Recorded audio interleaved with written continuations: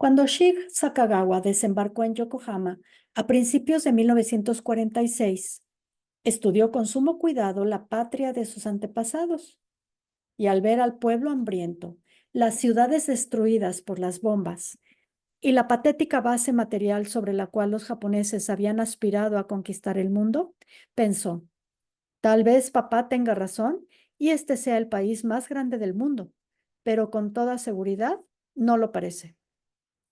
En su primera carta a sus padres, trató de informarles verazmente de cuanto veía, pero cuando Kamehiro escuchó la lectura de su carta, envió una severa respuesta en la cual decía: recuerda que eres un buen japonés, Shigeo, y no digas semejantes cosas sobre tu patria. Desde entonces, Shigeo solo escribió sobre generalidades sin importancia. Sus primeros días en Japón fueron tremendamente excitantes, pues renacía la intensa actividad de Tokio y verdaderos ejércitos de trabajadores, cada uno de los cuales le parecía a su padre, iban y venían por entre las ruinas, limpiando lo mejor que podían los escombros. Shig jamás había presenciado semejante vitalidad nacional, y con el tiempo llegó a impresionarle aquella terquedad en el trabajo, aquel invencible afán de reconstrucción y rehabilitación. Casi ante sus ojos, Tokio fue preparado para un nuevo ciclo de vida. Tengo que admirar a un pueblo como este, escribió a su padre, y el viejo Kamehiro recibió aquella carta con mucha más alegría que la desleal primera que había puesto ante sus ojos crudamente la derrota del Japón.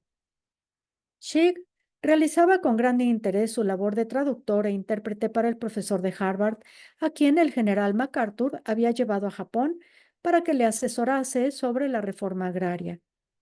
El doctor Abernethy era un hombre alto y delgado, de poderosa visión, y por primera vez en su vida, Shig pudo estudiar de cerca una mente refinada en plena labor.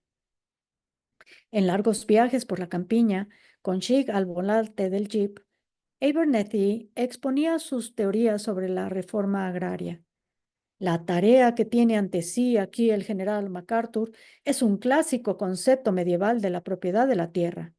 En cada zona, media docena de hombres acaudalados son propietarios de todas las tierras y parcelan pequeñas porciones de acuerdo con sus intereses económicos personales. Ese no es un mal sistema en realidad. Ciertamente es mucho mejor que el comunismo, pero las dificultades se presentan cuando los intereses económicos personales, que generalmente son arbitrarios, se imponen al interés de la supervivencia nacional, como por ejemplo, cuando un latifundista en una zona que necesita más alimentos sustrae sus campos para otras explotaciones o no los utiliza para nada. ¿Y sucede eso, profesor?, preguntó Shig. Mire a su alrededor. Es evidente que aún durante esta guerra de Japón por su supervivencia, este latifundista ha retenido sus campos sin cederlos a la producción de alimentos. Cuando ocurre eso, para salvar a la nación hace falta una revolución. A través de la historia, ese ha sido el inevitable concominante del abuso en materia de propiedad de tierras. Afortunadamente, esa revolución puede desarrollarse de dos maneras. En Francia, el latifundismo era tan irrazonable que se precisó la Revolución Francesa para arrasarlo, con enorme pérdida de vidas. Ese es el tipo peor de revolución.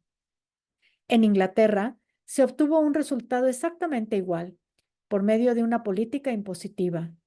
Con el tiempo, los grandes latifundistas ya no pudieron seguir aferrados a sus posesiones, debido a los grandes impuestos que tenían que abonar. Los impuestos eran de tal magnitud que tuvieron que vender tierras. Y no se perdió, que yo sepa, una sola vida.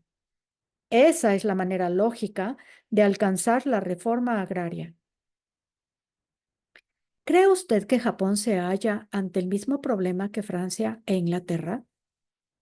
No solo Japón, sino todas las naciones. La relación entre el hombre y su tierra es simple y universal. Todas las naciones empezaron con las tierras distribuidas en forma pareja entre los productores. Como resultado de una mentalidad superior o habilidad manipulativa, algunos hombres comenzaron a adquirir grandes latifundios. Mientras no existe una gran presión de población, esos grandes latifundistas pueden obrar a su antojo, pero cuando las familias se multiplican, empiezan a mirar con ansia las grandes extensiones de campos improductivos. Por el momento, todas las convenciones de la sociedad, la religión, la política y las costumbres apoyan a los latifundistas. Y en la mayor parte de las naciones, los primeros campesinos que protestan son ahorcados. Aquí, en Japón, cuando los primeros agitadores exigieron tierras, fueron crucificados cabeza abajo. Posteriormente, las presiones se van intensificando y estalla una sangrienta, a no ser que el gobierno sea listo, como lo fue el inglés. Y entonces se consigue el mismo resultado sin pérdida de vidas. Personalmente me ha tocado presenciar 5 de esas revoluciones de cerca. En México, las ofensas y delitos contra el sentido común fueron increíbles, y así fueron también las sangrientas represalias. En Inglaterra, un grupo de legisladores inteligentes consiguieron el cambio con maravillosa sencillez. En Rumania, hubo mucha sangre. En el oeste de los Estados Unidos, los ganaderos empezaron a proteger sus inmorales latifundios con rifles y revólveres. Pero con el tiempo, el sentido común, aplicado mediante impuestos, los derrotó. Ninguna nación puede evitar la reforma agraria. Todo lo que puede hacer es determinar qué rumbo habrá de tomar, si la revolución sangrienta o los impuestos pacíficos.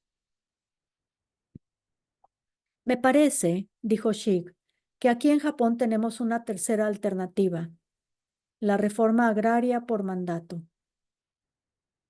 Naturalmente, dijo Abernethy enseguida.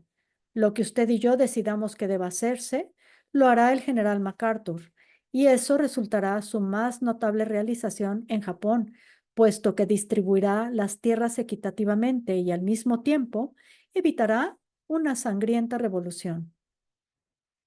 ¿Entonces usted cree en esa tercera alternativa? Preguntó Sheikh. Sí, pero muy pocas naciones tienen la suerte de perder una guerra frente a los Estados Unidos.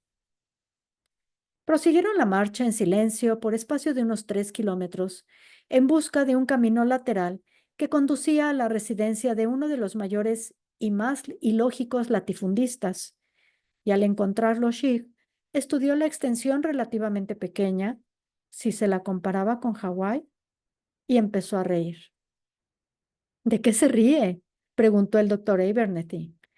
De que aquí estamos usted y yo realizando todo este trabajo de redistribución de las tierras en el derrotado Japón, mientras que en realidad la situación de mi isla natal es exactamente la misma o peor.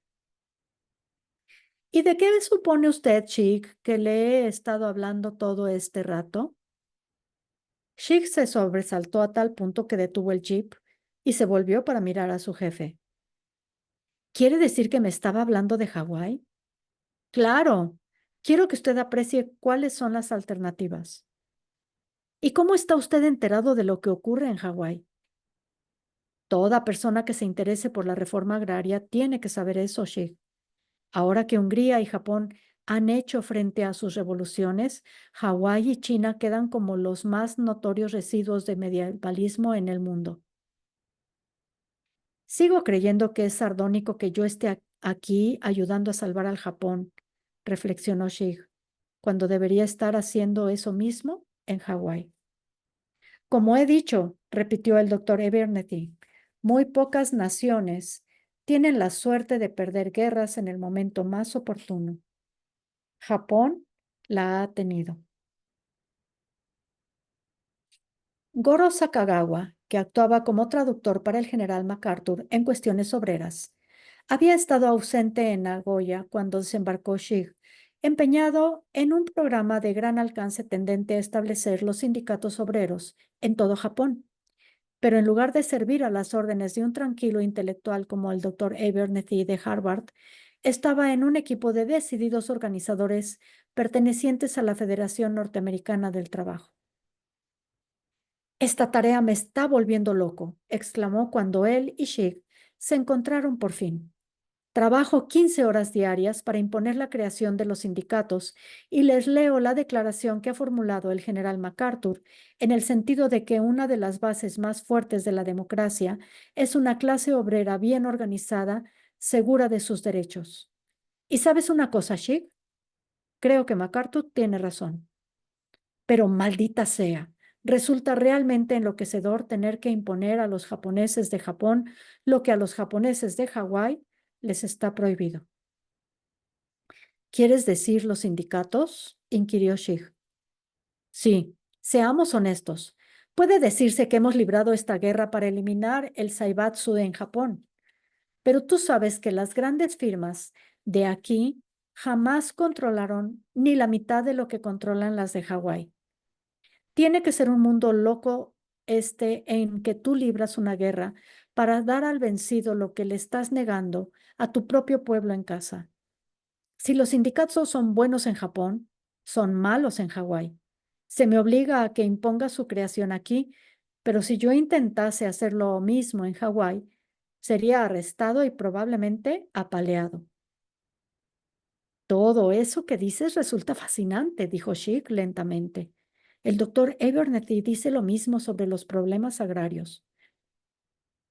Cuando vuelva a Honolulu voy a introducir un nuevo lema, dijo Goro. Lo que es bastante bueno para el vencido tiene que ser bueno para el vencedor. Voy a preocuparme de que un hombre en Hawái tenga derecho a pertenecer a un sindicato. Y cuando comience a hacerlo, será mejor que Hawksworth Hale abra bien los ojos. La última vez triunfó, porque los obreros fueron unos estúpidos. La próxima vez venceré yo debido a lo que estoy aprendiendo en Japón. No te expongas demasiado, Goro. Y si tú no haces lo mismo, me avergonzaré de ti, porque habrás despreciado tu guerra. Yo he pensado que tal vez me convendría ingresar en la Facultad de Derecho de Harvard. Espléndido muchacho, exclamó Goro. Pero oye, no quiero que vayas allí y te limites a estudiar derecho. No es esa mi intención, dijo Shig. El doctor Abernethy me ha sugerido que vaya a vivir a su casa. Su esposa es abogado también. Eso. Así por las noches podrás discutir con ellos sobre muchos temas y complementarás admirablemente tus estudios. Acepta, Shig. Yo estoy dispuesto a ayudarte con dinero. ¿Y tú? ¿No vas a seguir una carrera? Goro se sonrojó. No, muchacho, tengo otros planes y quiero que los conozcas. Se dirigieron hacia la calle Ginza, pero se mantuvieron apartados de la amplia vía que era patrullada por la policía militar norteamericana y tomaron rumbo hacia la calle Nishi, donde a poco se introdujeron en un complicado rompecabezas de callejuelas, en una de las cuales había un diminuto bar llamado Le Jazz Bleu. Se introdujeron rápidamente en él y entraron en una pequeña habitación cuya atmósfera estaba densa de humo. Se oía la música de una buena gramola que tocaba un disco de Louis Armstrong. 3 clientes estaban sentados en diminutos bancos. Del fondo se acercó a los 2 hermanos una muchacha muy hermosa, vestida a la manera occidental. No tenía más de 20 años y era alta, delgada por exceso de razonamiento. Su rostro era inolvidablemente vivaz. Extendió una mano a Goro y le dijo en japonés: Bienvenidos a nuestro Centro de Cultura y Sedición. Y con aquellas palabras introdujo a Shig en uno de los aspectos más fascinantes del Japón de posguerra, la revolución intelectual. Con mala suerte, Akemi podría haberse convertido, y ella lo sabía perfectamente, en una de los millares de meretrices que en aquel momento pululaban por Tokio, pero en los primeros días de la ocupación norteamericana había tenido la suerte de conocer a Goro Sakagawa. Es cierto que él le daba alimentos y todo el dinero que podía, pero ella, a cambio de eso, no le daba otra cosa que una conversación interesante, un gran conocimiento del Japón y un amor espiritual. Y Shig no necesitó más de 2 minutos para comprender que aquella pareja terminaría en matrimonio. ¿Por qué trabaja en un bar?, preguntó a Goro cuando Akemi se alejó para servir a unos clientes. Quiere trabajar y le entusiasma la música, explicó Goro. Esta muchacha es un verdadero talento, Shig. Apuesto a que no es de Hiroshima. ¿Has visto Hiroshima?, preguntó Goro. Arrasada por completo. No queda nada allí. Mamá se va a disgustar mucho, le advirtió Shig. Has decidido casarte y no tienes el buen sentido de elegir a una muchacha de Hiroshima.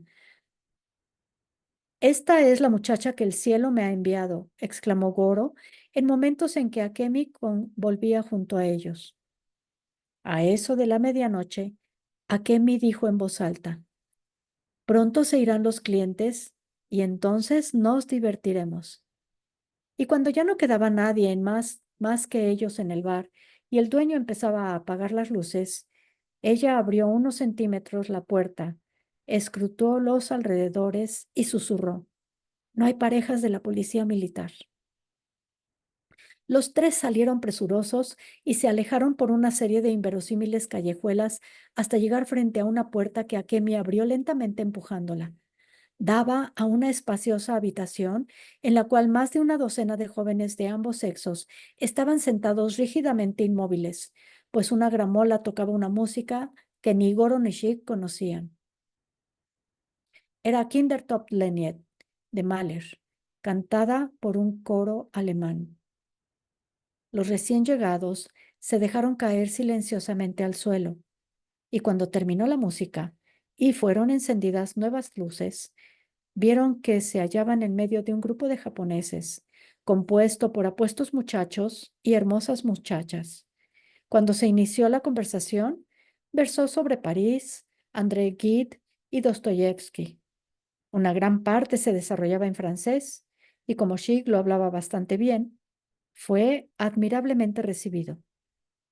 En el momento en que, a juzgar por las conversaciones, el antiguo Japón había muerto para siempre, Akemi apareció vestida con un viejo kimono que había estado junto a la gramola y la habitación quedó en silencio.